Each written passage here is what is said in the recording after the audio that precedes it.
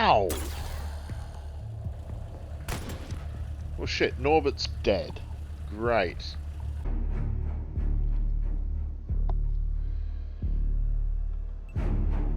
Okay, so we're trying something a little different this time around. Xenonauts 2, rather, has just been released in early access, and I am a huge fan of that whole strategic global defense against aliens sort of game genre. Started by, well, here in Australia it was known as UFO Enemy Unknown, or elsewhere in the world, XCOM UFO Defense. But yeah, that was always fun.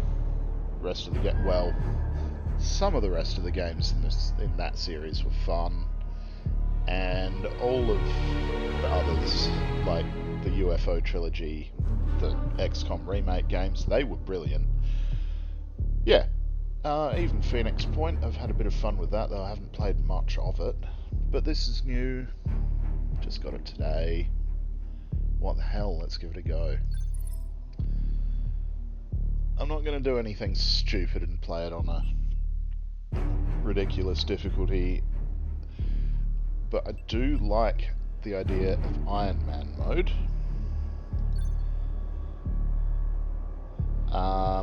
Introduction, let's keep that. Why not? The year is 2009. The world teeters on the brink of nuclear war. Tensions between capitalist and communist nations are at boiling point. Every opportunity for peace has failed, as if an invisible hand inexorably steers humanity towards annihilation. We Xenonauts know the truth. The dark forces poisoning our politics are not human in origin, and we must protect our planet against this extraterrestrial threat however we can. After years spent gathering information on an enemy that few believe exist, we are finally ready to strike back. The war for our future begins now. Ooh. Very fancy.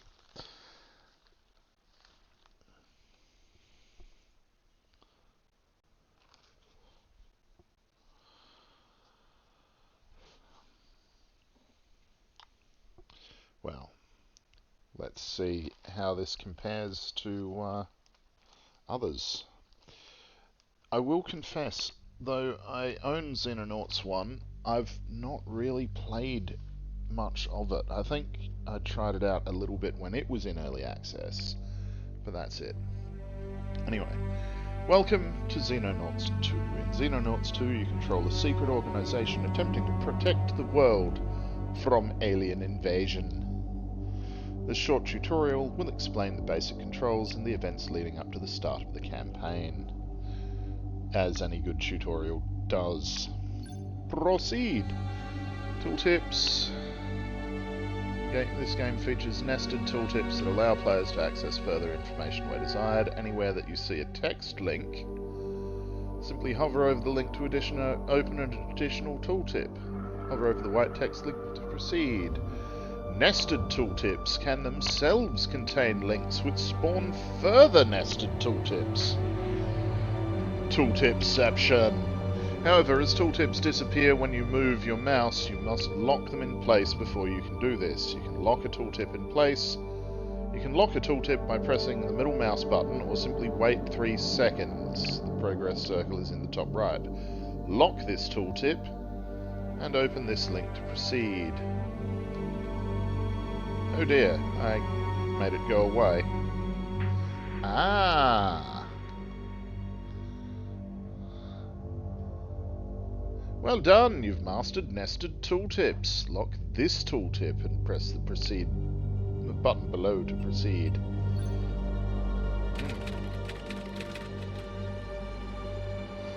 Chief Scientist, my work on our radar array is now complete. Theoretically, we should now be capable of tracking any alien UFOs passing within radar range of this facility. Thank God, Operations Director says. Not exactly been easy to borrow all the things you've been asking for. Hardly my concern. We must all achieve the impossible if we are to triumph over the extraterrestrials. Yes, yes, very inspirational. So what's the plan now?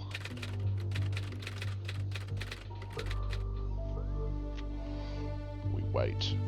An alien craft should pass within range in the next few days. At that point, the commander takes over. Well, panic levels. Of course, we still have Soviet Russia because the Cold War never ended. Cool, cool, cool. The blue circle around your base indicates the radar range of that facility. UFOs flying into this area will be detected and can then be attacked using interceptor aircraft. These buttons control the flow of time on the geoscape. Time is currently passing at the slowest speed, but as nothing is currently occurring, we should increase the flow of time until some alien activity occurs. Click the button for the fastest speed.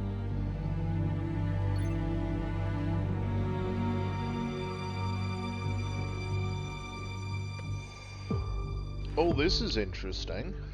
Geoscape anomalies. The two anomalies on the map signify hostile action that has raised local panic. They're not interactive, but may indicate the presence of a possibly hidden problem in the affected region. At the start of the game, these are usually caused by cleaner activity. However, UFOs will also generate anomalies as they fly around the map. Where the fuck are the cleaners? In any case, I've got 10 minutes between murdering journalists, so it wasn't the same people. Might be the same organisation, but yeah.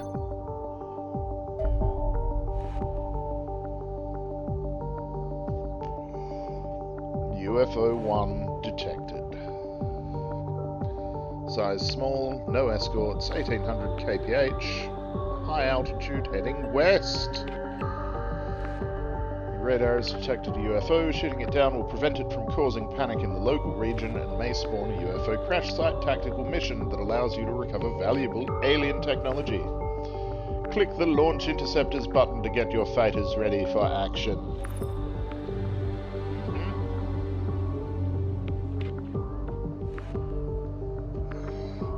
This panel allows you to select the aircraft to be launched at the target. Up to 3 aircraft can be formed into a squadron, but you currently only have 2 aircraft. These have been selected for you automatically, so press the Launch Aircraft button to proceed. Okay, well that did not take long. Auto-resolve. Your interceptors have reached the UFO and are ready to initiate air combat. In the final game, this tutorial will explain the basics of air combat, but that part of the game is currently relatively unpolished, so we'll simply auto-resolve the battle. Not great, but fine. It's fine. It's all good. But I want to see what it looks like when it is done. The UFO has been successfully shot down. If you are unhappy with this result, you could fight the battle manually and try to obtain a better result. Instead, press the Accept Result button. This crashed UFO is likely to contain valuable alien technology and resources. Deploying a combat team to eliminate any surviving extraterrestrials at the crash site will allow recovery to begin. Okay, tactical mission, 1 of 3. Tactical mission is any battle where your soldiers engage hostile forces in turn-based combat. UFO crash sites are a common type of tactical mission that allow you to capture alien technology for your research efforts. So far, so XCOM. Press the Launch Combat Team button to launch a dropship, transport aircraft towards the mission. Let us do that. You can launch dropships in the same way as you launched your interceptors earlier. As your Skyhawk dropship is already selected, click the Launch Aircraft button to proceed. I shall. Aha! The dudes. This screen allows you to change the soldiers and equipment aboard the dropship being launched. However, let's simply press the launch dropship button and proceed to tactical combat. Launch dropship! Well, that sounds ominous. It is. Every cleaner cell in the region is deploying tactical teams. No prizes for guessing where they're headed. Time for us to leave. Wonderful. Just what my research efforts needed. I suggest you recall your soldiers, Commander. We need to hold the perimeter until everyone can get away. Indeed. Try not to get killed. You seem less mediocre than your predecessor. Yeah. Good luck, Commander. We're counting on you. Kinda hoping that they add narration for these individuals later on, but I mean, it's early access, it's fine. And even if they don't, it's fine. Really. Just be nice. But not every game needs full voice acting. Oh damn, I have multiple dudes. This is a fucking base. Starting us with a base defense mission is a bit, yeah. Anyway, the camera in the tactical combat can be controlled in several ways. Mouse, edge of the screen, or WASD. Rotated with Q and E. Change the height level using the scroll wheel. Each unit in tactical combat uses time units to perform actions. I'm familiar with time units. Number of time units that a soldier has is indicated by the green bar at the bottom of the UI. In this case, the soldier has 60 time units available. Fair enough. Here they come. Form up and hold the loading bay. Okay, you can plan a movement path for a soldier by left-clicking anywhere on the battlefield. Click the glowing tile to plan a movement path to that location. The number at the end of the movement path shows how many time units a soldier will have remaining if they move to that location. Left-click the same tile again to order your soldier to perform the planned move.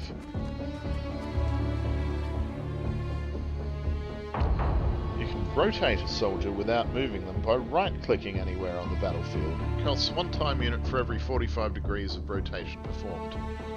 Rotate the soldier in the highlighted direction to proceed. Finally, we should order this soldier to crouch. This makes the soldier harder to hit. 4 time units to crouch, but it also costs 4 time units to uncrouch. Fair enough.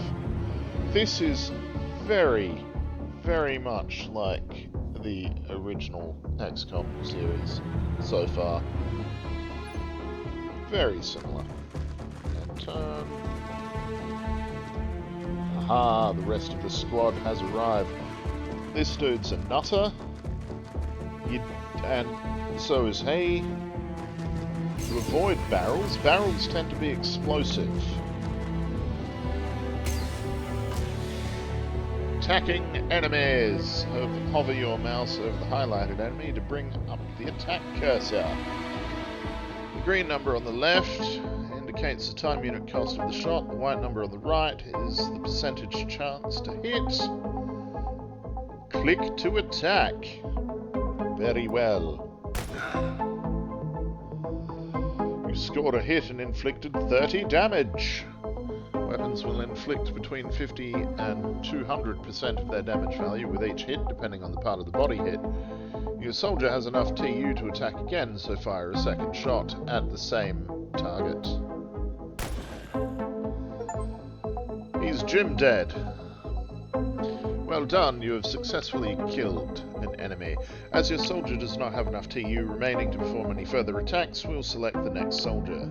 Press space to mark your current soldier inactive and automatically select the next closest active soldier. Rightio. That's interesting. I would have thought the That one to the left would have been closer. Weapon range. The squares drawn between the shooter and the target represent the shot path. The path is green where the weapon is within range, but the path turns orange where the weapon is firing beyond its maximum range. Weapons have a lower hit chance and inflict reduced damage when attacking beyond maximum range. Click to attack. You missed, you idiot. He's still got 32 TU left. You can... No. Okay, Jane Williams.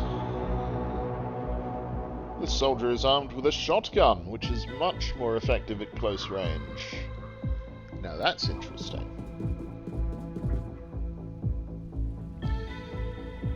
Most weapons have several fire modes with varying accuracy and time unit costs. Well, of course. Most expensive fire mode is selected by default when targeting an enemy, as more expensive fire modes provide more accuracy per time units spent. However, at this range, it would be preferable to fire 2 shots at lower accuracy due to the passive short-range hit chance bonus on this weapon. Hover over the target and use right-click to change to the cheaper fire mode, then attack the target. Okay. Although the shot had a high hit chance, your soldier still missed. As they say, that's XCOM, baby. Or in this case, that's Xenonauts, baby. Bad luck will happen in this game, and part of the challenge is learning how best to mitigate it when it does occur. In this case, simply attack the target a second time. Oh, he's toast. Thankfully, you did not have any more bad luck. Next active soldier... Sarah Smith. Cover. This shot has a low hit chance because there's a large intervening cover object on the shot path. Full details of how the hit chance is calculated is shown at the bottom of the screen. In this case, crates are reducing it by 60%.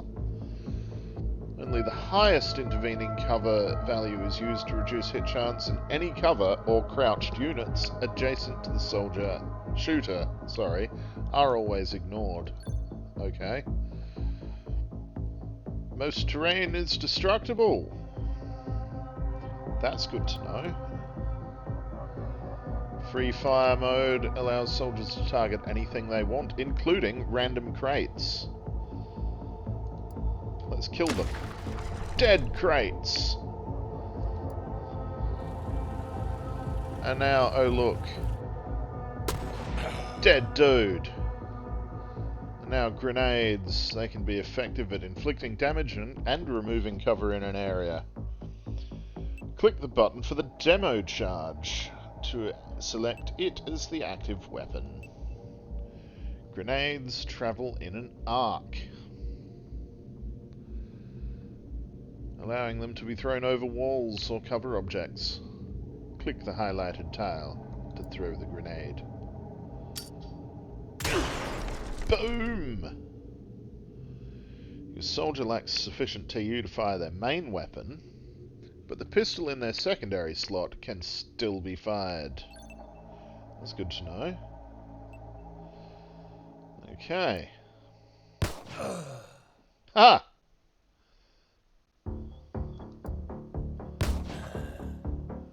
With a 38% chance to hit? Fair enough. Anyway, they're dead. Final soldier has a decision to make. Their shotgun is relatively inaccurate at this range. The target is behind heavy cover. Closing the distance and flanking the target might be beneficial. Using shot preview mode will allow us to make a decision about whether this would be worthwhile.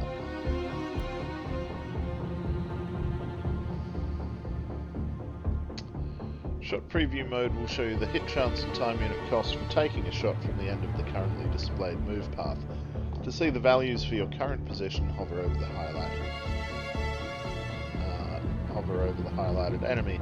Hold the shift key while still hovering over the target and activate shot preview mode. Oh! Let's do that then. Yaha!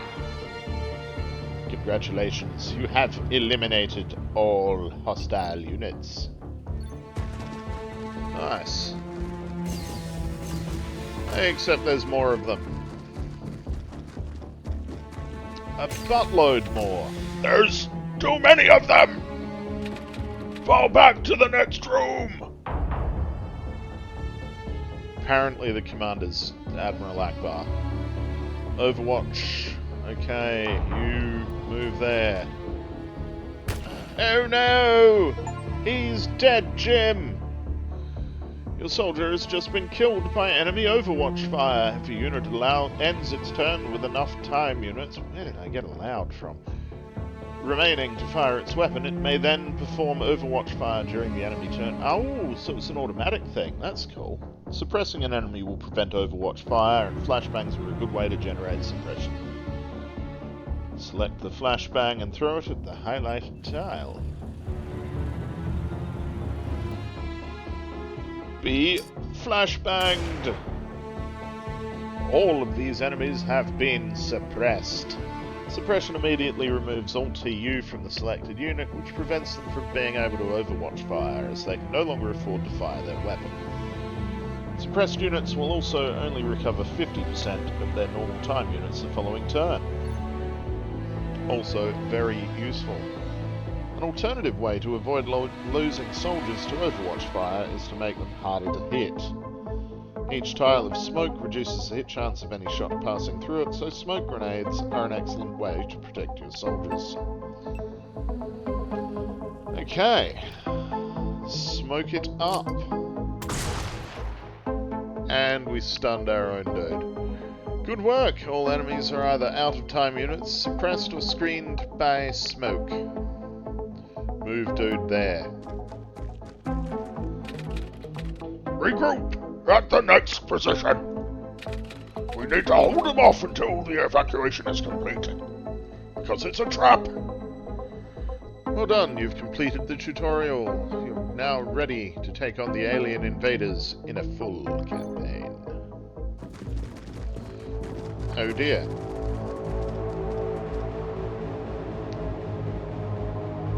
Mission complete. I mean, there's still people alive, and they're invading our base. I don't think that's mission complete, but whatever game, whatever. We'll just do what you say.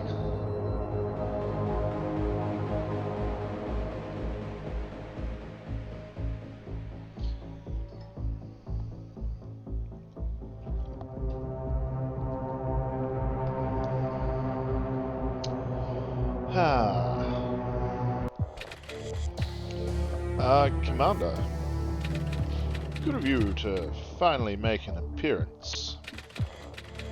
Apologies for the delay. This place isn't exactly easy to find. Yes, I believe that's rather the point. Commander, glad to see you made it. Welcome to our backup facility. Had a command room and a cache of emergency supplies installed a while back. I'm getting around the fact that our new home is a derelict nuclear bunker full of 60s era junk though. Think we're fine with cold showers, cold food, well, cold everything. You don't last long in the military if you're not. What's our status regarding the cleaners? Relocating bought us some time, but they're still after us. If we don't find a way to eliminate them soon, they'll find us and start attacking us here too. But they're not even our biggest problem. Indeed. My recent studies suggest once estimated mass is factored in, extraterrestrial activity appears to follow a mathematically predictable pattern. More precisely, exponential growth. And we're nearing the end of the curve. In plain English, sigh. The UFOs arriving in our skies will soon begin to increase rapidly in size and/or quantity. I doubt it will be long until the aliens launch a full-blown invasion. I don't like the sound of that. How long do we have? Weeks. A couple of months at most. I suggest you make the most of it. Please choose the location for your starting base. Well, gotta go with... hang on. Gotta go with Outback, South Australia. Because it's very much out of the way.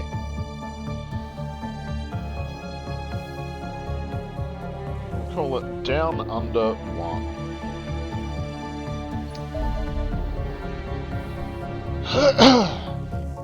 Hey Commander, seems like the covert stage of the invasion is coming to an end, so I'm officially handing over control of our organization to you. I'll still be here running day-to-day operations, but right now we need someone with military experience in charge. A quick primer on what you need to know. We're in surprisingly good shape, given recent events. We got the helicopter away with all our civilian staff, our chief scientist included, although naturally he spent the entire flight complaining that we'd rescued his lab assistants instead of his research notes.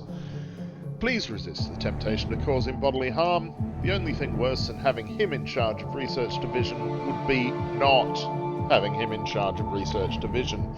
The man is quite literally a genius and absolutely essential to the war effort.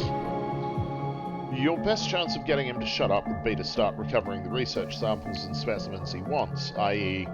find some aliens, kill them, take their stuff. But I'll let you figure out the specifics for that particular topic. The eventual goal is to learn enough about the extraterrestrials to work out how to defeat them, but reverse engineering their technology might help even the odds in the meantime. There'd be poetic justice in using their own weapons against them. I'll take care of the political situation, provided you keep a global panic to a reasonable level. My agents can't operate if a region gets too paranoid, which means no funding and alien influence goes unopposed. Lose too many and I won't be able to stop tensions spilling over into nuclear war. Best get started, eh? There's some coffee in the pot. New research projects available for study. Combat vehicles. We like combat vehicles. Your ceaseless interruptions do not enhance my productivity. Right. Development of robotic combat vehicles that can be deployed on tactical missions to provide fire support for our soldiers. Well, we'll start that research. Because of course we will. And let's see. Staff instructions. Oh, that looks... that looks refreshingly like XCOM, actually. I like it. I'm a fan. Da, comrade. Well, we have Russian engineering team, apparently, or at least a Russian chief engineer. Bunch of dudes, a couple of sergeants, everyone else are corporals. Base stores, I have some armor, good to know. I have some weapons as well, also good to know. And I have my planes. Archives. Yep.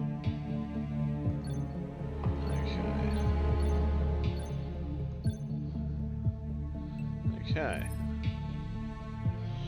Well, I am going to... Oh, I'm playing it on Iron Man. Why am I bothering to try and save? Let's just speed shit up. Journalists being murdered and arrested everywhere. An alien research team has been sighted gathering data in the local region. This presents our organization an opportunity to eliminate them and recover their equipment for study. Well, I don't think we really have any choice here. Let's do this shit.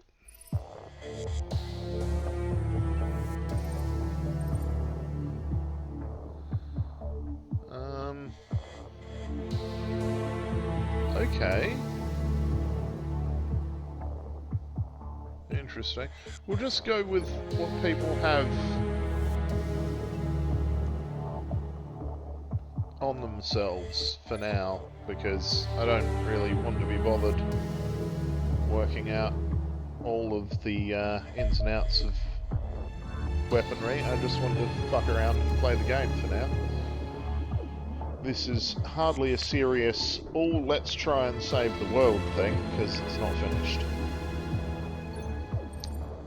We are just checking shit out.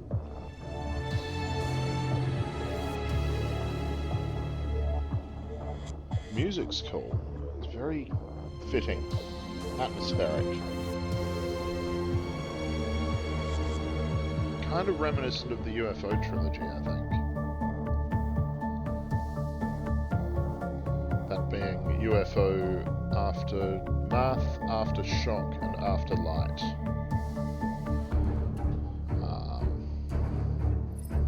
I might do playthroughs of 1 or 2 or even all 3 of those at some stage. We'll see. An alien research team has been sighted gathering data. Yes, we know about that. Let's murder them all. You're almost on top of the energy signals, Commander. It is highly likely that there are extraterrestrial life forms nearby. Let's hope they weren't expecting a fight. Eliminate all resistance and secure the area.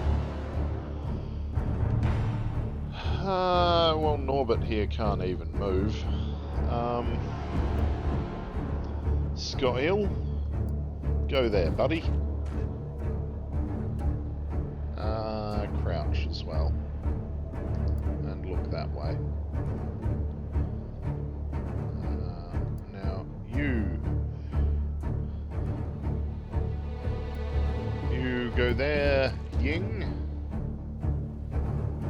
And you look that way, and you also crouch. Now, Bo Jiangmei. Bo Jiangmei can run all the way out there. And also can crouch.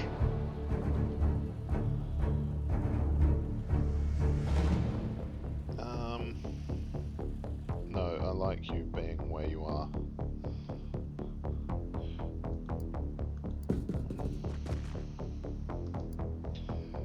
This is starting to sound kind of Mass Effect-y, which is interesting.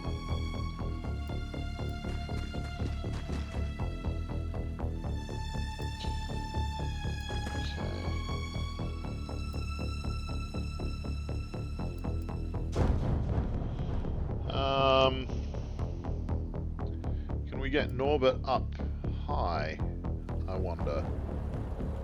And if so, how up high can we get it? That's probably it for now, but a sniper in an elevated position is never a bad thing.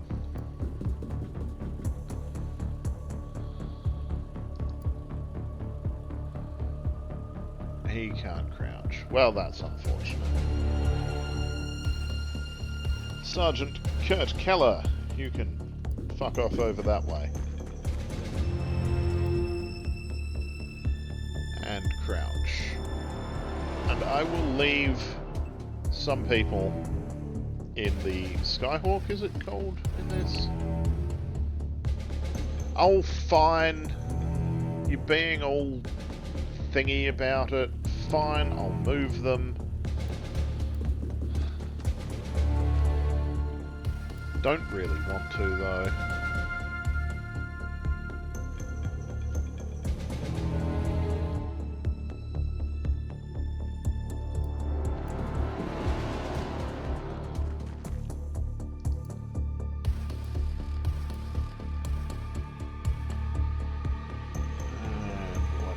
Goto. Oh, yeah. Oh! Now that's interesting. There's another door out the side. Well, you go and check out that way.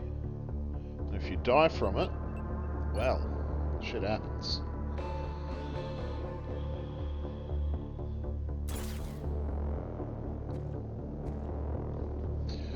Overdamage and item destruction. Units that suffer overdamage or are killed by explosives are jibbed. Ah, it's an alien! It's another alien, or maybe the same one. Oh. First blood, and it's purple. Killing aliens with explosive weapons therefore reduces the number of items recovered from the mission, resulting in less resource gain. Well, yes, okay. Try and avoid use of explosives, Commander. Dr. Valen returns. Sort of. Now.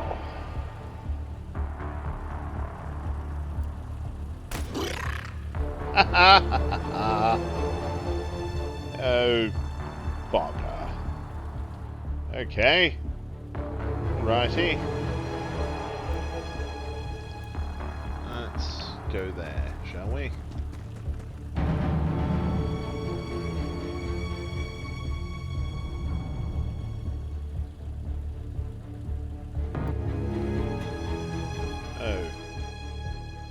Oh dear.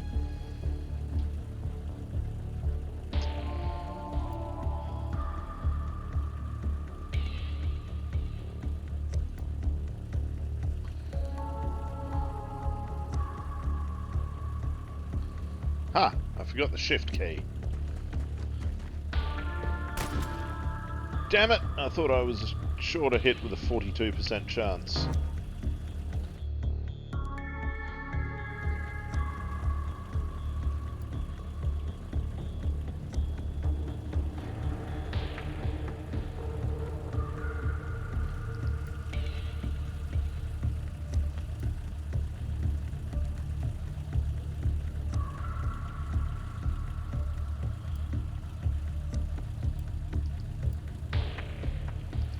Okay.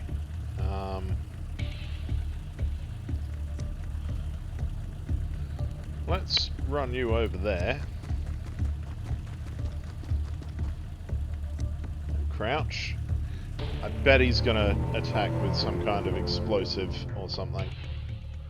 I know I would.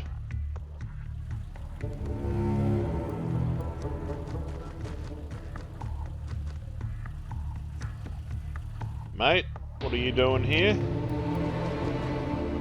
You should probably... Oh shit, there's another one. Great.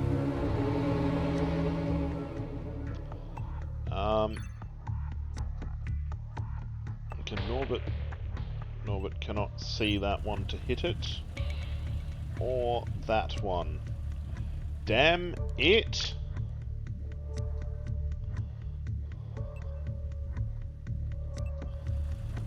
And he can't get...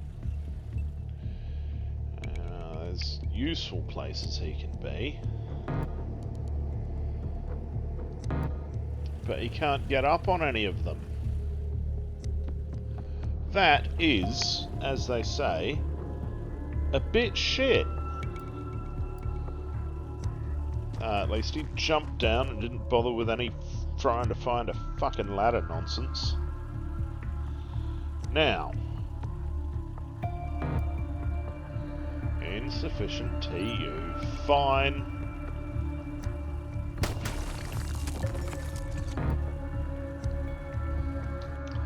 Also fine, I suppose. Fuck it, why not? It can be fine.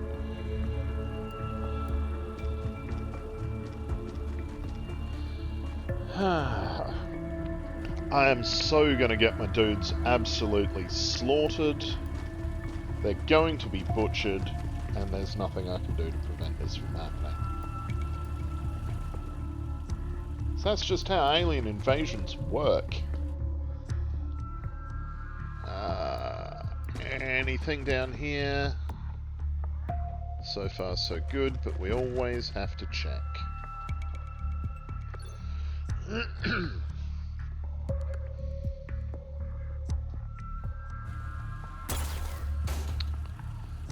Well, shit.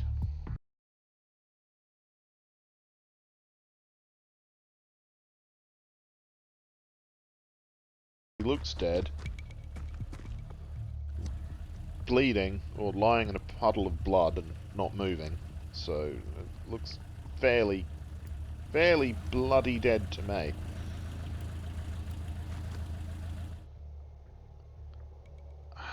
Ballsack on toast.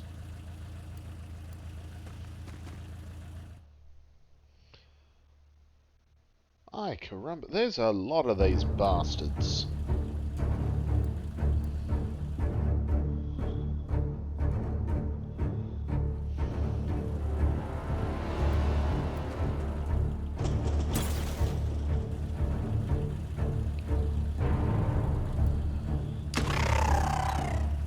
Right, he's dead at least. Now,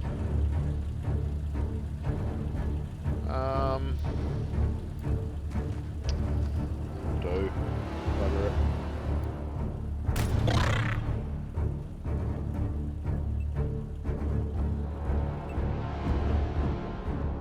Yeah, Norbert's dead, I'm afraid.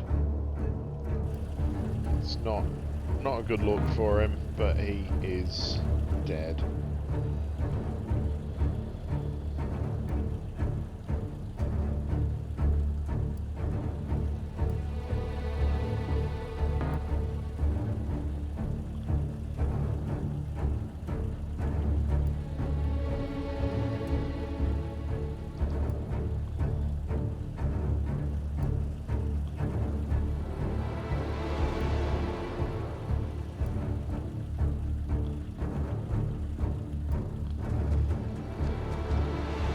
I'm not sure that should count as cover. Not for him. For him, maybe, but whatever.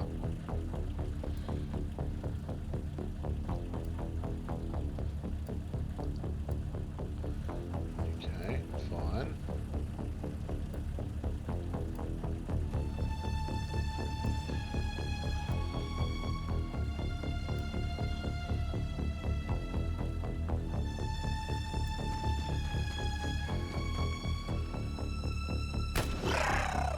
Ha ha ha ha ha! You die, you die!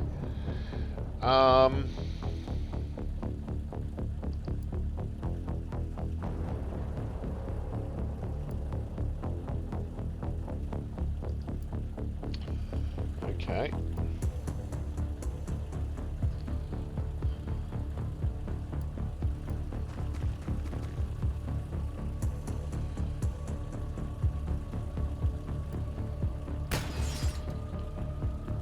Again, that fence, I don't feel should count as cover.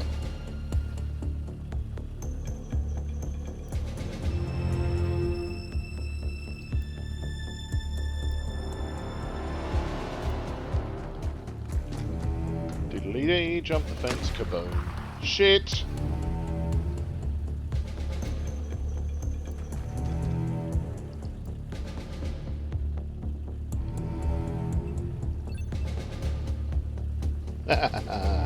So.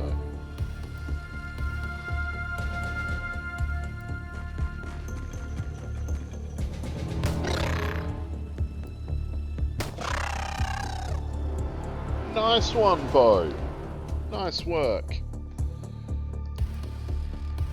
It's fine alien murdering capacity that you had there.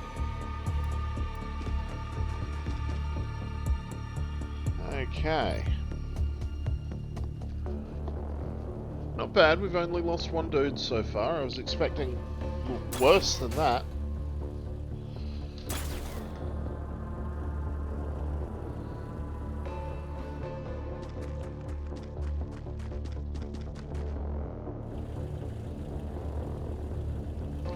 Not gonna lie, nothing has really kind of felt like original XCOM quite so much as this so far, which is kinda awesome. Because this is it's doing the thing.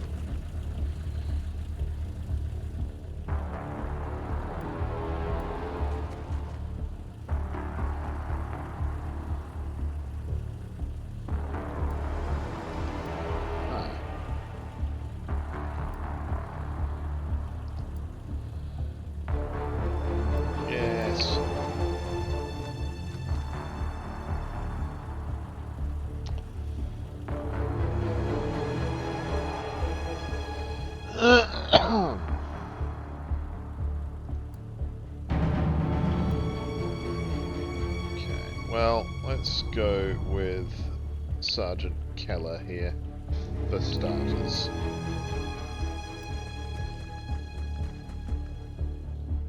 Now, 80, 47. We'll go with the 80% chance to hit. And then, we will duck behind the wall! And... she's not gonna... Okay, she had just enough TU to murder that one dude. Cool, cool, cool. I'm just gonna... shit. And shit again. Fair enough. Fair enough.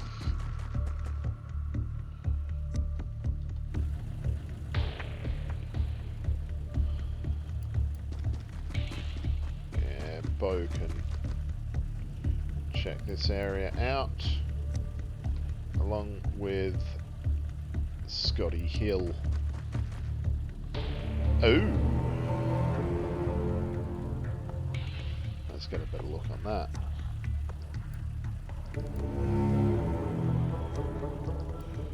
Well, I can only really afford the, oh no.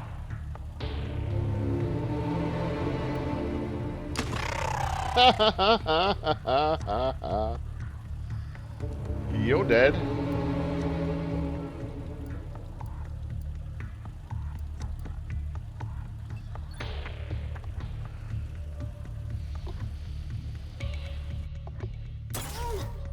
Ow.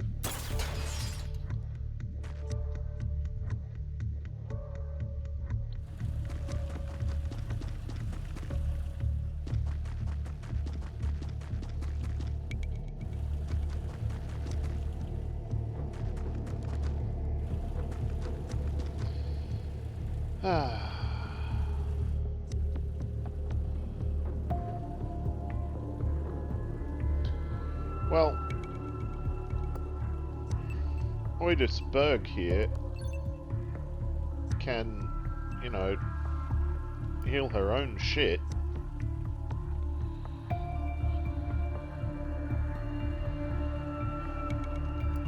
Meanwhile, Ying Wei Song here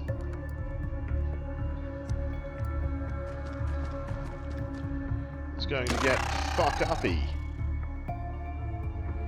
Mission complete! Woo!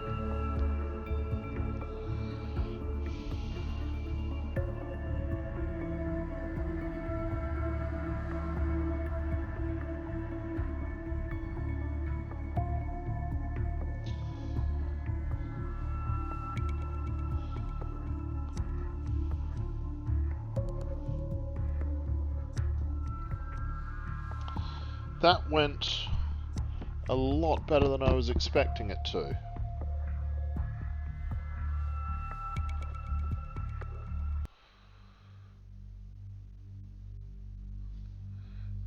Oidisberg is wounded and will be for 13 days, and poor Norbert is KIA.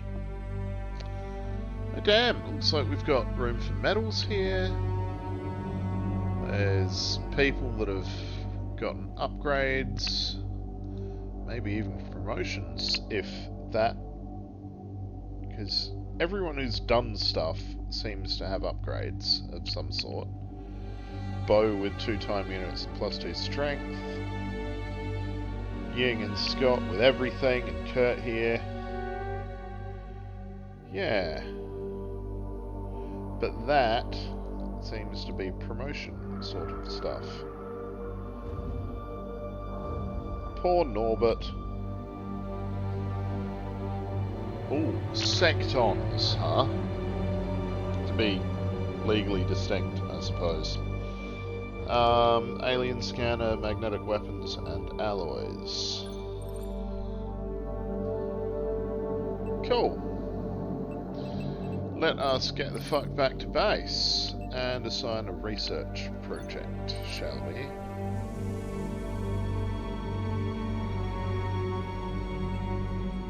Well, xenobiology advances the plot and gives us an extra 240 grand in monthly funding.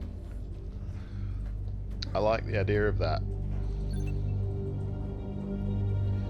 But again, I don't know that it will be a queue, so we'll just leave it for now. Resource: alien alloys. My preliminary analysis of the recovered alien equipment suggests widespread use of a previously unknown metallic substance. This super-heavy element is clearly artificial in origin, being far too massive to occur naturally.